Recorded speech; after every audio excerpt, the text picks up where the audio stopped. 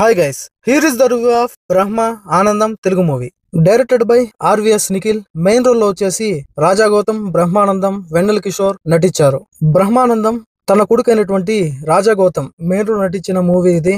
Release కి ముందు చాలా బాగా బజ్ ఏర్పడింది. చాలా మంది ఈగర్ గా వెయిట్ చేశారు ఈ మూవీ కోసం. ఎందుకంటే బ్రహ్మానందం గారు తన సొంత కొడుకు మెయిన్ రోల్ నటించిన మూవీ కాబట్టి బాగానే హైప్ ఉంది. ఇక ఈ వీడియోలో ఈ బ్రహ్మానందం మూవీ ఎలా ఉంది అనే విషయాన్ని మాట్లాడుకుందాం. ఎంగేజ్ చేసే విధంగా ఉందా లేదా, నచ్చే విధంగా ఉందా లేదా అనే డీటెయిల్స్ లో మాట్లాడుకుందాం. వీడియో చాలా ఇంట్రెస్టింగ్ గా ఉండబోతోంది. స్కిప్ చేయకుండా లాస్ట్ వరకు చూసేయండి. ఎవ్రీడే తెలుగు, హిందీ, తమిళ్, కన్నడ, మలయాళం అంటూ తేడా లేకుండా మంచి కంటెంట్ ఉన్న movie information videos, movie reviews, OTT updates ఎప్పటికప్పుడు మేము ముందుకు తెస్తూనే ఉంటా, జినైన్ గా, క్లియర్ కట్ గా. అవి మీ వరకు రావాలంటే మన సినిమాటా ఛానల్ ని సబ్స్క్రైబ్ చేయాలి కదా. ప్లీజ్ సబ్స్క్రైబ్ చేసి సపోర్ట్ చేయండి. ఇక ఈ బ్రహ్మ ఆనందం మూవీ ఎలా ఉంది అనే విషయానికి వస్తే వన్ టైం వాచబుల్ అండి. నాకైతే యావరేజ్, అబో యావరేజ్ అలా అనిపించింది. ఒక బ్రహ్మానందం లాంటి తల పండిపోయిన ఒక యాక్టర్ ని సినిమాలో పెట్టుకొని తనని సరిగ్గా వాడుకోలేదేమో అనిపించింది. సీన్స్ సరిగ్గా రాసుకొని ఉంటే వేరే లెవెల్లో ఉండేది ఈ సినిమా. రాజా గౌతమ్ బ్రహ్మానందం అనే క్యారెక్టర్ లో, బ్రహ్మానందం గారు ఆనందమూర్తి అనే క్యారెక్టర్ నటించారు. బేసిక్ గా ఈ మూవీ స్టోరీ ఏంటంటే, బ్రహ్మానందం అదే రాజా గౌతమ్ చిన్నప్పుడే తల్లి తండ్రిని కోల్పోతాడు. ఒక ఆర్టిస్ట్ గా ఎదగాలని చెప్పి చాలా కోరిక ఉంటది. నాకు నేనే, నాతో అన్నట్టే, ఎవరితో సంబంధం లేదు, ఈ ప్రపంచంతో అస్సలు సంబంధం లేదు అని జీవిస్తూ ఉంటాడు. తనకున్న ఏకైక లక్ష్యం ఒక పెద్ద ఆర్టిస్ట్ అవ్వాలని. ఆ లక్ష్యంతోనే ముందుకెళ్తూ ఉంటాడు. అప్పుడే ఢిల్లీలోని కళారంగ్ నాటక మహోత్సవంలో నాటకం వేసే అవకాశం వస్తుంది. కానీ అవకాశం కోసం 6 లక్షలు ఖర్చు పెట్టాలంటాడు తన గురువు.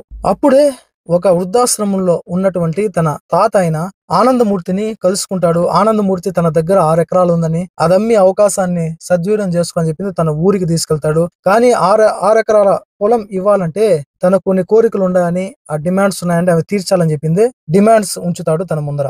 మరి అక్కడికి వెళ్ళాక బ్రహ్మానందం తాత మన వల్ల పరిస్థితి ఏమైంది, తాత చెప్పినట్టుగానే మనవడికి 6 ఎకరాల పొలం రాసిచ్చాడా లేదా, ఆ పొలం రాసి ఇవ్వడానికి తాత పెట్టిన షరతులేంటి, అంటే బ్రహ్మానందం పెట్టిన షరతులేంటి, ఇలాంటి అనేక చిక్కుముడులు ప్రశ్నలకి సమాధానమే ఈ బ్రహ్మ ఆనందం మూవీ. ఇదొక తాత మనవల్ల కథ. ఈ తాత మనవల్ల స్టోరీలో క్యారెక్టర్స్ ని రియల్ బ్రహ్మానందం గారు తన సొంత కొడుకైన రాజా గౌతమ్ గారు నటించడం వల్ల ఒక బజ్ అనేది ఏర్పడింది.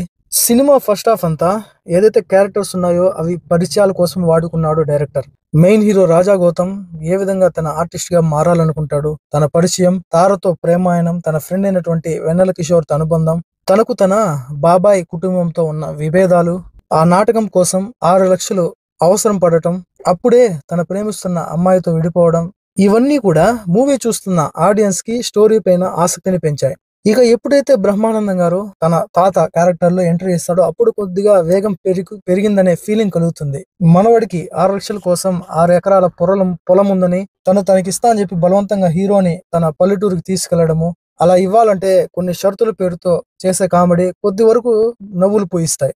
పొలం పేరుతో మనవన్ని పల్లెటూరుకి తీసుకెళ్లడము, దాని వెనకాల ఎమోషన్ చాలా వరకు వర్కౌట్ అయిందనిపించింది.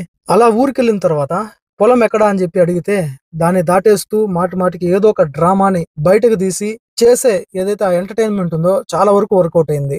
అన్ని వర్కౌట్ అయిన తర్వాత ఎందుకు సినిమా యావరేజ్ గా మిగిలిపోయింది అనే దానికి రీజన్ ఏంటంటే second half. First half elevate అయినంతగా సెకండ్ హాఫ్ ఇంప్రెస్ చేయలేకపోయింది చూసే ఆడియన్స్ ని. ఏదైతే పర్పస్ కోసం పల్లెటూరుకి తీసుకెళ్లాడో ఆ పర్పస్ పూర్తిగా సైడ్ అయిపోతుంది సెకండ్ హాఫ్ లో. ఆ మ్యాటర్ ఎక్కడా కనిపించదు.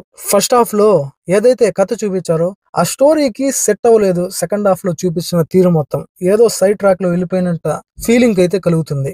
అందులోనూ తాతకి ఒక లవ్ స్టోరీ ఉండడము, వాళ్ళని కలపాలని చూడటము, ఇవంతా కూడా చాలా రొటీన్ గా రియాలిటీకి దూరంగా అనిపిస్తాయి. అంత వర్కౌట్ అవ్వలేదు అనిపించింది. దానికి దర్శకుడు పెట్టిన తీరు, ఒక వయసు అయిన తర్వాత ఒక తోడు ఉండాలని చెప్పే ప్రయత్నం చేశారు. కానీ దాని వెనకాల ఈ ఎమోషన్ పండలేదని చెప్పాలి. ఇక దాని తర్వాత పల్లెటూరుకి వెళ్ళిన ఉద్దేశం ఒకటైతే లాస్ట్ లో వాళ్ళ తాత ప్రేమను గెలిపించడం కోసం ఆ మనవుడు ఆడే నాటకము, సర్పంచ్ ఇంట్లో హంగామా, ఇవన్నీ కూడా ఏదో సిల్లీగా అనిపిస్తాయి. ఇక పెద్ద మైనస్ వచ్చేసి క్లైమాక్స్ అండి. క్లైమాక్స్ తో మొత్తం నీరు గారిపోయింది సినిమా మొత్తం. బ్యాక్గ్రౌండ్ మ్యూజిక్ పర్వాలేదు, సినిమాటోగ్రఫీ చాలా బాగుంది అనిపించింది. ఇక క్యారెక్టర్స్ పరంగా బ్రహ్మానందం క్యారెక్టర్ నటించిన బ్రహ్మానందం కొడుకు రాజా గౌతమ్ చాలా మెచ్యూరిటీ కనబడింది. చాలా అటు నవ్విస్తూనే ఎమోషన్ సీన్స్ లో ప్రతి ఒక్కరిని ఇంప్రెస్ చేస్తాడనే చెప్పాలి. ఇక బ్రహ్మానందం ఆనందమూర్తి క్యారెక్టర్ లో బాగా సెట్ అయ్యాడు. ఎందుకో బ్రహ్మానందం ని ఆయనకున్న ఆ క్వాలిటీ యాక్టింగ్ ని డైరెక్టర్ సరిగ్గా వాడుకోలేదు అనే ఫీలింగ్ కలిగింది. ఒక పెద్ద పర్వతం లాంటి వాడు బ్రహ్మానందం, కానీ ఆ క్యారెక్టర్ ని సరిగ్గా యూజ్ చేసుకోలేకపోయాడు డైరెక్టర్. ఉన్నంతలో అటు కామెడీ ఇటు ఎమోషన్ పరంగా బాగానే చేశాడనిపించింది. ఇక రాజీవ్ కనకాల, వెన్నెల కిషోర్ ఉన్నంతలో అక్కడక్కడ నవ్వులు పూయించారు తప్ప ఇంకా ఎందుకు యూజ్ లేదనిపించింది. ఇక డైరెక్టర్ ఏదో చెప్పాలనుకున్నాడు కానీ థియేటర్ స్క్రీన్ పైన అదే వర్కౌట్ అవ్వలేదు. ఫస్ట్ హాఫ్ మొత్తం ఏదో క్యారెక్టర్ పరిచయాలతో స్లోగా నడిస్తే, సెకండ్ హాఫ్ గందరగోళంగా, క్లైమాక్స్ మరీ నిరుత్సాహంగా నడిచి ప్రతి ఒక్కరిని డిసప్పాయింట్ చేస్తాయి ఈ మూవీ. ఇక ఈ మూవీకి నా రేటింగ్ వచ్చేసి 2/5. మీరు ఆల్రెడీ బ్రహ్మ ఆనందం మూవీ చూస్తుంటే ఎలా ఉంది, మీకు ఎలా అనిపించింది కామెంట్ సెక్షన్ లో కామెంట్ చేయండి. నెక్స్ట్ వీడియోతో మళ్ళీ కలుద్దాం. అప్పటి వరకు stay tuned. Please subscribe and support. Thanks for watching.